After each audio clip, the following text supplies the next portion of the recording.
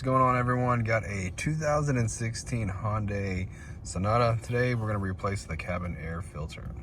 Okay, so the cabin filter is located behind the glove box door, and we're going to need to drop the glove box door. The first thing we're going to do is disconnect the damper we have here. Just get it and pull it, and it'll disconnect, okay?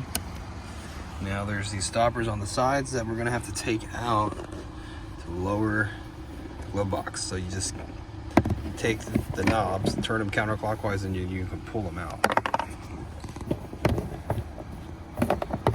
Okay.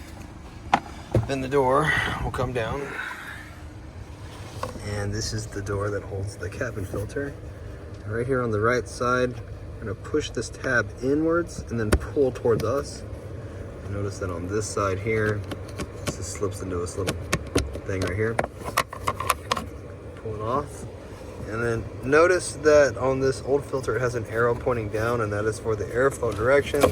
So when we go to put the new one in, we put it in the correct way. You notice this one is really, really dirty. Get our new one here, and airflow pointing down. Slide it right in. Okay, get the door and put it back on. Now, if you need the part number for the filter, just check in the description box. I'll also have a link there. It takes you to Amazon, where you can pick up a filter if you need one. So we just go ahead and just push that, and you hear it kind of click. And get the glove box door. And we'll kind of close it just enough to hook the damper back up. And this will kind of hold the glove box up for us. Just don't push down on it, because then you can kind of break the damper a little bit. All right. Get the stoppers, put them back in. We're gonna have to kind of close the glove box a little bit. These things will only go in one way, so you'll have to kind of figure out how to stick them in here. Once you do, turn it clockwise and you'll lock them in. Okay. Do both sides, and that's pretty much it.